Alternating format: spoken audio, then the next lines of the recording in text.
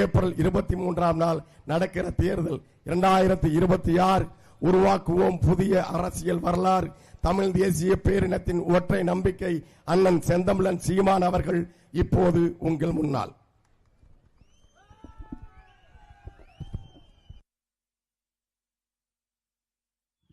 தமிழ் தமிழ்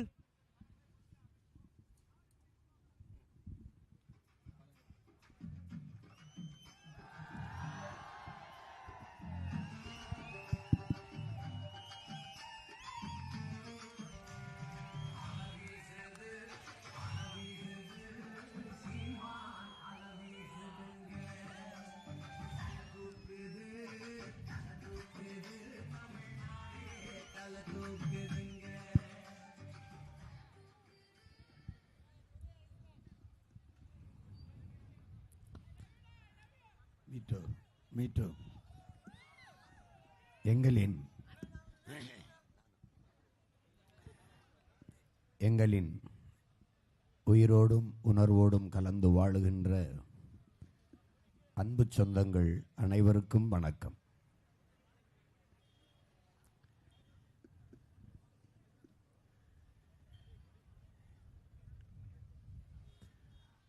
நாம்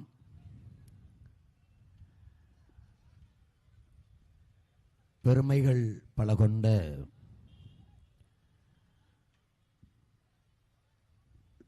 ஒரு இனத்தின் மக்கள்.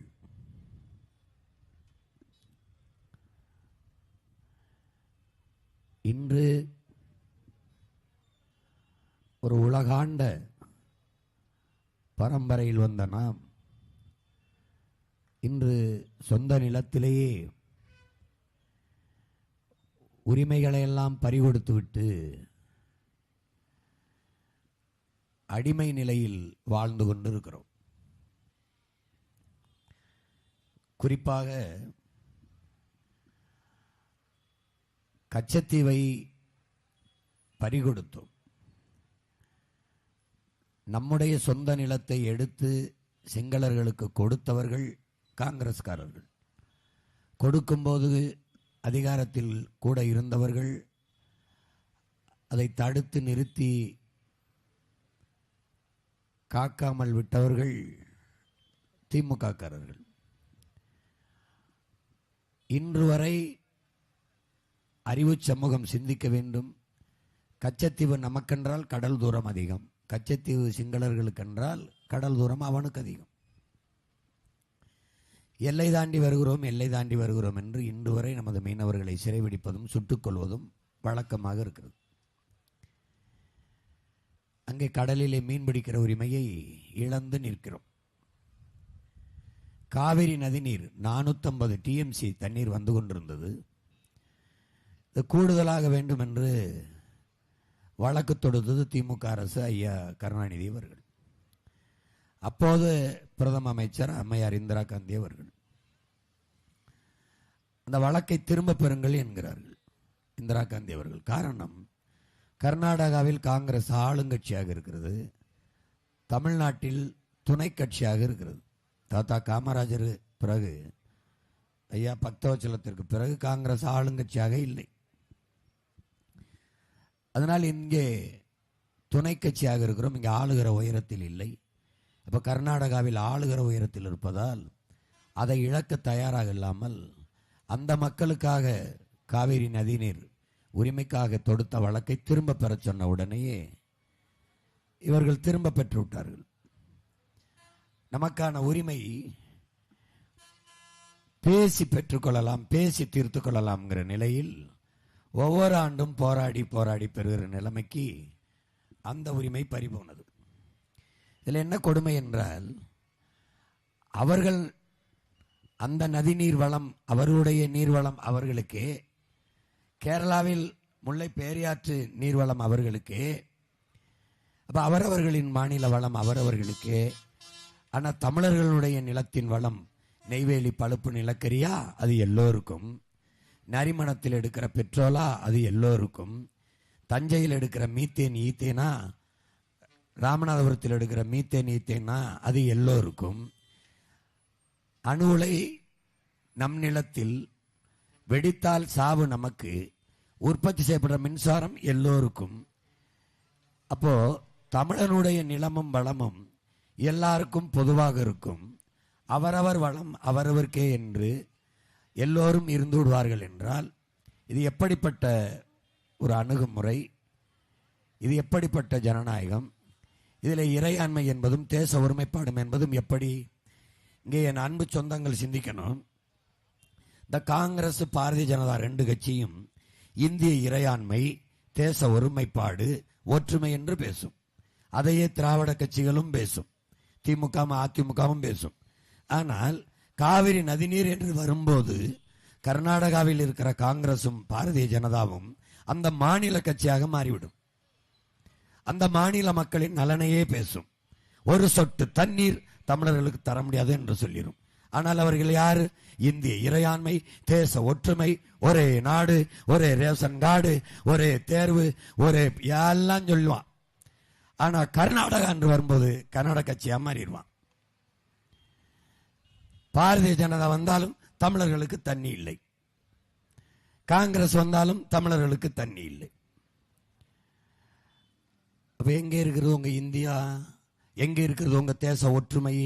எங்கே இருக்கிறது இறையாண்மை? அந்த இறையாண்மையும் தேச ஒற்றுமையும் தமிழனுக்கு மட்டும் இருக்கணும்.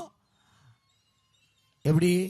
ஒரு சொட்டு தண்ணி தர முடியாதுன்னு கர்நாடகாவை ஆளுகிற முதலமைச்சர் சீதாராமையாவும் துணை முதலமைச்சர் சிவகுமாரும் சொல்றாங்க.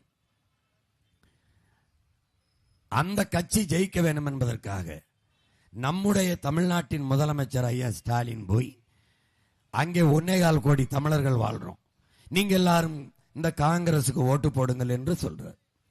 அவன் வந்தா தண்ணி தர மாட்டான்னு தெரியும், அவன் வந்தா மேகதாதுல அணை கட்டுவான்னு தெரியும். அப்போ தன் மாநில மக்கள், தனக்கு வாக்கு செலுத்தி வெல்ல வைத்த மக்கள், தனக்கு அதிகாரத்தை கொடுத்த மக்களின் நலனை தாண்டி காங்கிரசின் வெற்றி அவ்வளவு முக்கியமா இருக்குது. ஒரு சொட்டு தண்ணி தர முடியாதுன்னு கர்நாடகாவில் இருக்க காங்கிரஸ் சொல்லும் போதே ஒரு சீட்டு என்னோட கூட்டணியில் உனக்கு தர முடியாது என்று வெளியேற்ற முடியாது. போன முறை 25 சீட்டை கொடுத்துட்டு இந்த வாட்டி 29 சீட்டை கொடுத்து அதுல ஒரு ராஜ்யசபா மாநிலங்களவை உறுப்பினரும் கொடுத்து, எப்படி? எதுக்காக இவ்வளவு? ஒரு சொட்டு தண்ணி தர முடியாதுன்னு சொன்னதுக்கு. கச்சத்தீவை கொடுத்ததுதான் திருப்பி எடுக்க முடியாது என்று சொன்னதற்கு. எந்த மாதிரியான வழிவிடுங்க?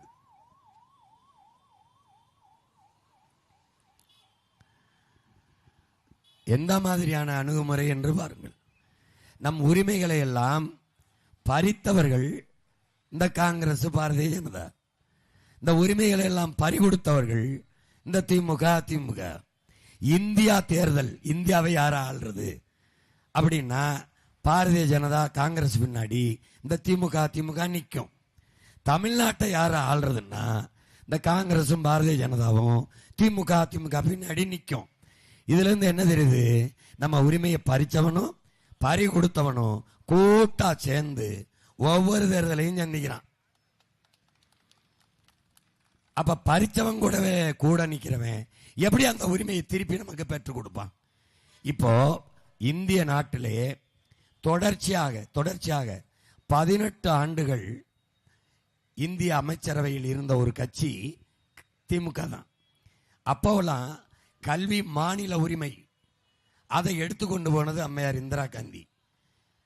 அதை இந்திய உரிமையா மாத்திட்டாரு, கொண்டு போயிட்டாங்க. எடுத்துக்கிட்டு போகும்போது தடுத்து போராடாம எடுத்துக்கிட்டு போன பிறகு ஒவ்வொரு தடவையும் மாநில உரிமையாக்குவோம், மாநில உரிமையாக்க போராடுவோம். யாரு எடுத்து அவன் கொண்டு போனானோ அவனோட கூட்டணி வச்சுக்கிட்டு மாநில உரிமையாக்க கொண்டு. எப்படி இந்த கூட்டம் இந்த 1000-500க்கு நோட்டை வாங்கிட்டு ஓட்ட போட்டுவிட்டு என்ன நடக்குது ஏது நடக்குது எதுவுமே தெரியாது. இவன் 2000 கொடுக்குறான், அவன் வந்தா 2500 கொடுக்குறான். எது? இவன் சின்ன திருடன், அவன் பெரிய திருடன். பெரிய திருடனுக்கு போட்டுறது. உரிமையை பறித்தவனும் பறிக்கும் போது கூட இருந்து பறி கொடுத்தவனும் தொடர்ச்சியாக இந்த களத்திலே தமிழன் ஓட்டை வாங்கி கொண்டு அதிகாரத்துக்கு வருகிறான் என்றால் பிழை யாரோடது என் பெற்றோர்களே? பிழை யாரோடது? ஒரு முறை ஏமாறலாம், மறுமுறை ஏமாறலாம். 60 ஆண்டுகளாக ஏமாந்து கொண்டிருந்தால் இந்த மக்களுக்கு பேர் என்ன? என்ன பேரு? என்ன பேரு? ஒரு ஒரு ஒரு எப்படிப்பட்ட பரம்பரையில் ஒரு ஏமாளி கூட்டமாக மாறி நிற்கிறார்கள். ஏமாளி கூட்டமாக அவர்கள் ஏமாற்றுகிறவர்கள்.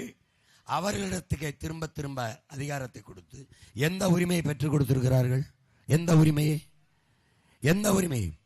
தன் நாட்டு மீனவனை சுட்டுக் கொள்கிற ஒரு இராணுவத்திற்கு போர் பயிற்சி கொடுத்து, ஆயுதம் கொடுத்து, பணம் கொடுக்கிற ஒரு நாடு எங்கேயாவது உண்டா? இத்தனை பேரை சிறைபிடித்து வச்சிருக்கான, கேட்க துப்பு இருக்கா? இதே ஆந்திர காட்டுக்குள்ள செம்மரக்கட்டையை நாம் வெட்ட வந்து விட்டோம். யாரு? தமிழர்கள் என்று இன்றைக்கு முதல்வராக இருக்கிற ஐயா சந்திரபாபு நாயுடு போன முறை முதலமைச்சராக இருக்கும் போது சுட்டு நடுக்காட்டுகளை போட்டவல. என்ன கொடுமைனா, கட்டையிலேயே என்ன போட்டிருக்கு நம்பரு. நம்ம தமிழர்கள், நம்ம ஆளுங்க செத்து கிடந்த காலையும் நம்பர் போட்டு வச்சிருக்கான். இப்படி மரக்கட்டையும் மானத்தமிழன் உடலும் ஒன்னா கிடக்கு. இப்போ ஒரு கேள்வி வருது பாருங்க. என்ன சொல்ல வர்றாங்கன்னா, தமிழர்கள் திருடர்கள், செம்மரக்கட்டையை வெட்ட வந்த திருடர்கள். எப்படி மாண்போடு வாழ்ந்த இனம் இங்க வந்தவனெல்லாம் எவ்வளவு வசதியா வாழ வச்சிருக்கு. நான் காட்டுக்குள்ள செம்மரக்கட்டையை திருட வந்தேன், வெட்ட வந்தேங்கிறியே. சரி, அப்படியே வந்தாலும் நான் வெட்டுறதுக்கு கூலிக்கு தானே வந்தேன். வெட்டி அந்த கட்டையை ஏத்துற முதலாளி அவன் எங்கே இருந்தான்? அவன் உன் நிலத்துல தானே இருந்தான். ஏன் நீ அவன் மேல நடவடிக்கை எடுக்கல? ஏன் நீ அவனை கைது செய்யல?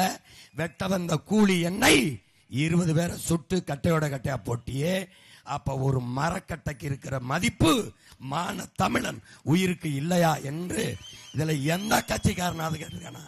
காங்கிரஸ், பாரதிய ஜனதா, திமுக, அதிமுக. அன்றைக்கு பிரதமராக இருந்த ஐயா மோடி, இது வருந்தத்தக்கது, இந்த சம்பவம் நடந்திருக்க கூடாது. அப்ப என்ன செஞ்சிருக்கணும்? ஒரு வருத்த அறிக்கை இல்லை. அப்ப என்ன பண்ணிருக்கணும்? நான் வெட்ட வந்தா என்னை கைது பண்ணி சிறையில தான் போட்டிருக்கணும். நாங்க வழக்காடி தண்டனைகள் வழக்காடி வெளியில் வந்திருப்போம். எப்படி சுட்டு போட்டாய்? சுட்டுக் கொள்கிற அளவிற்கு அது குற்றம் என்றால், செம்மரக்கட்டையை வெட்டி ஏத்து வித்து கோடிக்கணக்காக லாபம் சம்பாதிக்கிற அவனையே நீ நடவடிக்கை எடுக்கல. இந்த கேள்வியை யாருமே இந்த கட்சிகள் கேட்கல. எப்படி? இவர்கள் எல்லாம் உங்களுக்கானவர்கள் என்று எண்ணிக்கொண்டிருக்கிறீர்களா? இவர்கள் எதற்காக உங்களுக்கு நிற்பார்கள்? எதற்கு வந்திருக்கிறார்கள்? காவிரியில் தண்ணி கேட்கும் போது நம்முடைய உரிமை, நமக்கு சேர வேண்டிய பங்கை கொடு. ஒரு நாடு என்றால் அந்த நாட்டில் இருக்கிற வளங்கள் எல்லோருக்கும் பொதுதானே. அப்ப என்னுடைய நிலத்தின் வளம் எல்லாருக்கும் பொது, உன்னுடைய நிலத்தின் வளம் உனக்கு மட்டுமே என்றால், அதே முடிவை நான் எடுத்தால் எப்படி இந்தியா ஒற்றுமையா இருக்கும்? எப்படி இறையாண்மை இருக்கும்? எப்படி தேசப்பட்டு இருக்கும்? எப்படி? அப்ப தமிழர்கள் மற்றும் இந்தியர்கள் ஜனநாயகவாதிகள் தேசப்பற்றாளர்களாக இருக்கணும். அவன் நிலவளம் அவனுக்கு இருந்தினா எப்படி? என்னுடைய பேரன்பை, என்னுடைய பெருந்தன்மையை நீ ஏமாளித்தனம், இழிச்சவாத்தனம் என்று கருதுவதை எப்படி சரின்னு எடுத்துக்கிறது? காவிரியில் தண்ணி தரும் கேட்டா அடிச்சு வரட்டுவான். கால்நடையா நடந்து வருவான் நம்ம மக்கள். கால்நடையா இந்த அரசுகள் கண்டிச்சதுண்டா? அவன் முதலமைச்சரா இருக்க ஐயா ஸ்டாலினுடைய உருவ பொம்மையை பாடையில் ஏற்றி தீ வச்சு கொளுத்துறான், கொல்லி வைக்கிறான், படத்தை வச்சு செருப்பால் அடிக்கிறான். அன்னைக்கு எப்படா எங்க முதலமைச்சரை நீ செருப்பால் அடிப்பாயின்னு கேட்ட ஒரே மகன் நான். திமுக கட்சியிலிருந்து ஒருத்தன் கேட்கல. எப்படி? இல்ல காங்கிரஸ்காரன் தான் அடிக்கிறான். அவனை அந்த காங்கிரஸ் கட்சி அதை கண்டிக்குதா? இல்ல. ஏன்? மானங்கட்ட கூட்டம். கேவலம். எந்த உரிமையை நீ பாதுகாத்து வச்சிருக்க? கல்வி இருக்கா? மின் உற்பத்தி விநியோகம் இருக்கா? ஏதாவது ஒரு வரி இருக்கா? அவனோட ஒண்ணு இருக்கா? எல்லாத்தையும் பறி கொடுத்தவர்கள் இவர்கள், பறித்து கொண்டு போனவர்கள் அவர்கள்.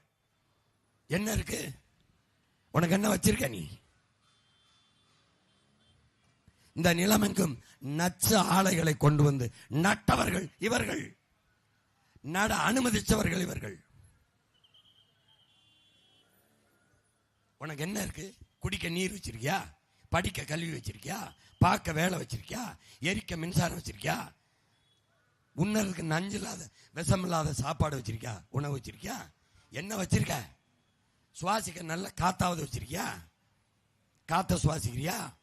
கந்தக தூசியை சுவாசிக்கிற, வாகனங்களும் ஆலைகளும் வெளியிடுகிற நச்சு புகையை சுவாசிக்கிற, நுரையீரல் தொற்று புற்று, பிறக்கிற குழந்தை புற்றுநோயோட பிறக்குது. ஏன் பிறக்குதுன்னு எனக்கு அது யோசிச்சிருக்கியா? யோசிச்சிருக்கியா? என்ன வச்சுட்டு போற? உன் பிள்ளைக்கு என்ன வச்சுட்டு போற? பணமா இல்ல நகையா, காரா, மாளிகையா? எப்படி வாழும்? நீரும் இல்லாம சோறும் இல்லாம எப்படி வாழும்? என்ன வச்சுட்டு போற?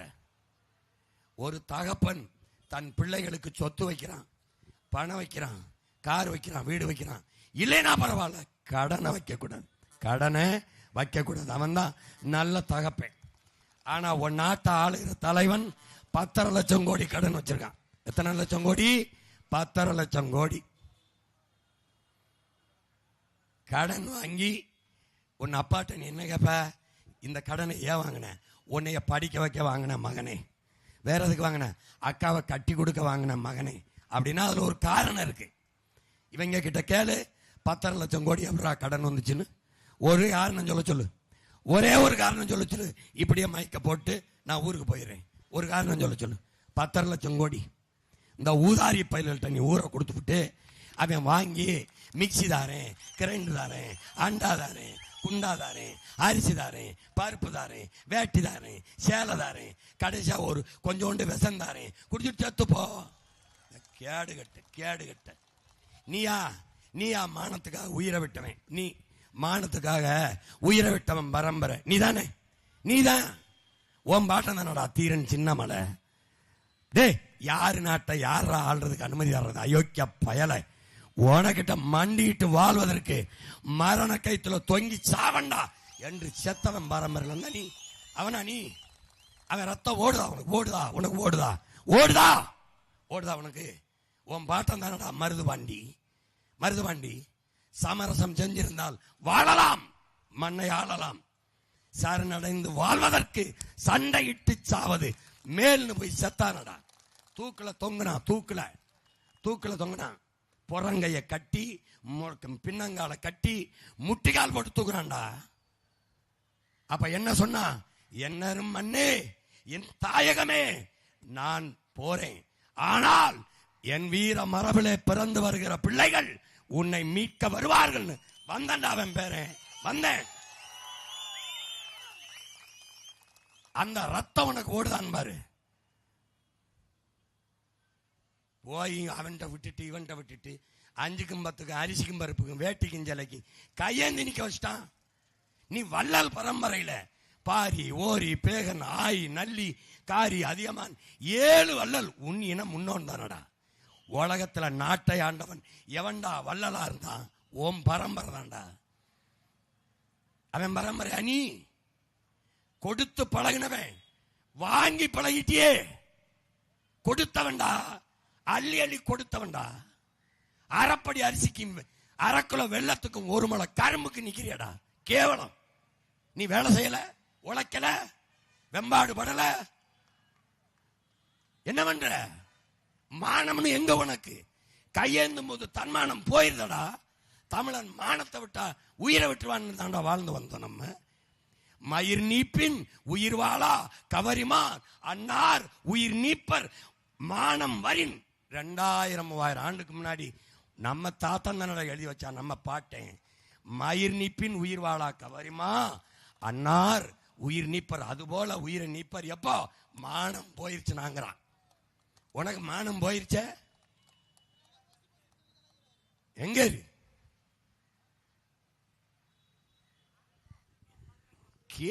கேவலம். தன்மானத்திற்காக போராடி செத்தவன் பரம்பரையில் வந்துட்டு இந்த கேடு கட்டவங்கிட்ட நாட்டை கொடுத்துட்டு மிக்சி தாரேன், ஃப்ரிட்ஜில் எதை வைப்ப? உன் கையை கலையை வெட்டி வைப்ப? இல்லை கொடுத்தவன் தலையை வெட்டி வைப்பியா? எதை வைப்ப? அரிசி பருப்பு இந்த காய்கறி கீரை வைப்ப. எவன்டா தருவான்? எங்க அப்பா விவசாயி தான்டா தருவேன். அவன் தானே தருவேன், வேற எவன் தருவேன்? மிக்சியில எதை இருப்ப? மிளகா, மஞ்சள், கொத்தமல்லி, சீரகம் யார் கொடுப்பா? அது எங்க ஆத்தா தான் கொடுக்கணும். எங்க ஆத்தா இருளா இருக்கல்ல, அவ விலைய வச்சு தரணும். விவசாயி தான் தரணும். கிரைண்டர் எதை ஆட்டுவேன்? உன் தலையை போட்டு ஆட்டுவேன், எதை போட்டு ஆட்டுவேன்? உளுந்து, அரிசி, பருப்பு யாரு? எங்க அப்பனும் ஆத்தாலும் விவசாயி தான்டா தரணும், விவசாயி தான் தரணும். அவனை கடங்கரன் ஆக்கிவிட்டு, அவனை தூக்குறது இங்க சாக விட்டுவிட்டு, ஃப்ரிட்ஜ் தாரே, மிக்சி தாரே, ஏசி தாரே, டிவி தாரே. நான் ஒன்று கேட்குறேன், நீ மானமுள்ள தமிழன் தானே? இங்கே பாரு, நான் ஒன்று கேட்குறேன். மிக்சி கொடுத்துட்டா வாங்கிட்டா, பெருமையாக வாங்கிட்டா. டிவி கொடுத்துட்டான், பெருமையாக வாங்கிட்டான். சேலை கொடுத்துட்டான், பெருமையாக வாங்கிட்டான். வேட்டி கொடுத்தான், பெருமையாக வாங்கிட்டான். அரிசி கொடுத்தான், பெருமையாக வாங்கிட்டான். அப்புறம் என்னன்னா எண்ணெய் கொடுத்தா வாங்கிட்டான்.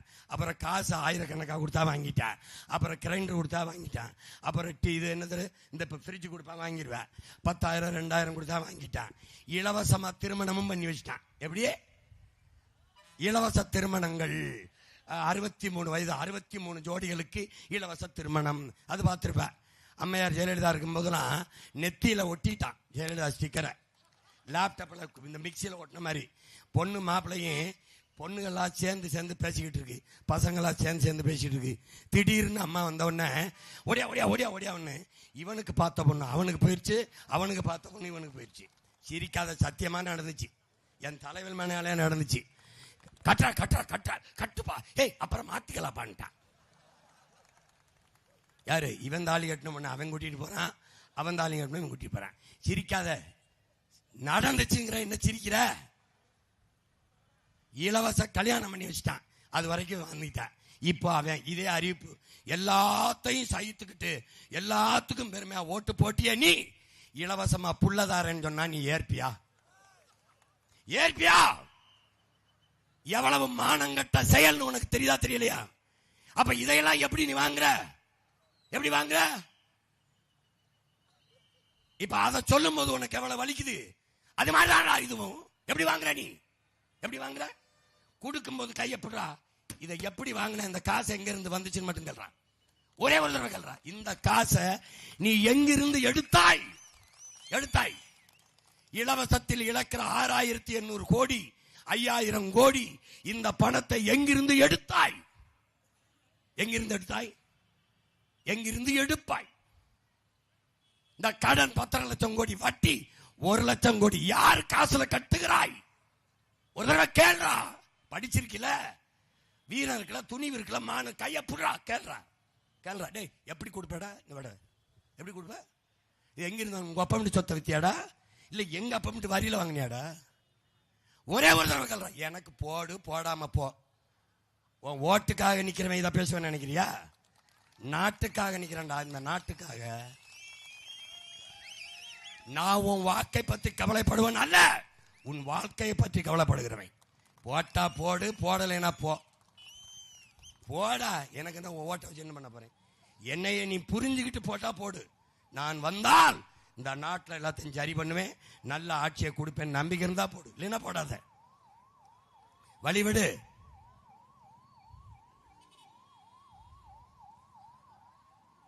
ஒன்னும் நோயாளி இருக்கிற மாதிரி தெரியலையே. ஏன்னா தேர்தல் வந்தா கொஞ்சம் அடிக்கடி போகும். ஏன்னா அதுல தான் பணம் போறதுக்கு பதிலாக பணம் போகும். இது வந்து ஒரு நுட்பத்திருட்டு. ரொம்ப டெக்னிக்கலா யோசிப்பாங்க. ஏன்னா 60 ஆண்டுகளா இதிலே பழகிட்டாங்கல்ல. அதனால ஒரு அறிவு சமூகமே, கற்றறிந்த பெருமக்களே, பேரன்பு கொண்ட என் பெற்றோர்களே, படித்த இளைஞர்களே, தம்பிகளே, தங்கைகளே, உங்களிடம்தான் இந்த நாடு ஒப்படைக்கப்பட்டு இருக்கிறது. உங்கள் கையில தான் இந்த நாட்டின் எதிர்காலம் இருக்கிறது. உங்களின் ஒற்றை விரலால் உலகம் திரும்பி பார்க்கிற மாபெரும் மாறுதலை, வரலாற்று பெரும் புரட்சியை உருவாக்க முடியும் என்பதை அறிவித்திருந்த சமூக மக்கள், என் அன்பு சொந்தங்கள் புரிந்து கொள்ளணும். இனிமேலாவது இன உணர்வு, மான உணர்வு கொண்டு நிமிரணும். தன்மானத்தோடு வாழ பழகணும். என் கால்களை நம்பி, என் உழைப்பை நம்பி என் வாழ்க்கை என்று வரணும். நீ கேட்க வேண்டியது படிப்பை கொடு, படிப்பிற்கேற்ப வேலை கொடு, வேலைக்கேற்ற சம்பளம் கொடு, அதை வச்சு நான் வாழ்ந்துக்கிறேன் என்று சொல்லணும். 6,800 கோடி இந்த 5,000 ரூபாய் வங்கி கணக்கில் போட்டது. உனக்கு படிப்பிக்கிற ஆசிரியர் சம்பள உயர்வு கேட்கிறேன், மொத்தமா ஒரு 58 கோடி அல்லது 100 கோடி செலவாகும். அதை கொடுத்தா அந்த ஆசிரியர் நிம்மதியா படிப்பேப்பான். என்ன கொடுமடாது, என்ன கொடுமடா ஒரு நாடுறாது. எனவே என் அன்பு சொந்தங்கள், அறிவார்ந்த பெருமக்கள், பேரன்பு மிக்க என் பெற்றோர்கள், என் உயிருக்கு நீ உடன் பிறந்தார்கள், உங்கள் மதிப்புமிக்க வாக்கை உங்கள் பிள்ளைகள் எங்களுக்கு தந்து இந்த மண்ணில் ஒரு மாற்று அரசியலை, ஒரு தூய ஆட்சியை மலர்வதற்கு வாய்ப்பு தாருங்கள். இங்கே போட்டியிடுகிற திருக்கோயிலூரில் போட்டியிடுகிற என் அன்பு தம்பி வழக்குரைஞர் ஹேமராஜன் அவர்களுக்கு விவசாயி சின்னத்திலே வாக்கு செலுத்துங்கள்.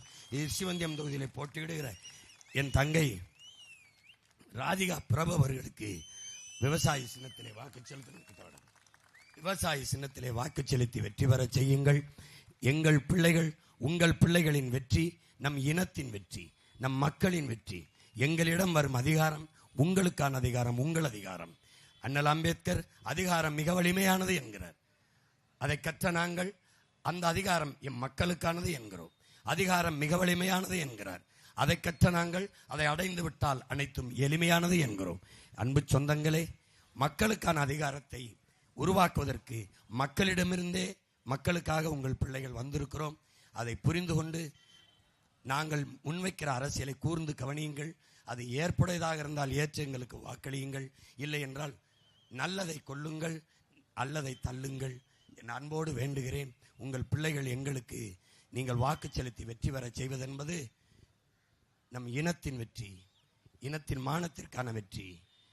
நீங்கள் செலுத்துகிற ஒவ்வொரு வாக்கும் நம் மொழி காக்கும், இனம் காக்கும், நம் மண் காக்கும், மானம் காக்கும், வருங்கால பிள்ளைகளின் வாழ்க்கையை பாதுகாக்கும், மக்களின் நலன் காக்கும் என்பதை கனவத்தில் கொண்டு வாக்கை செலுத்துங்கள்.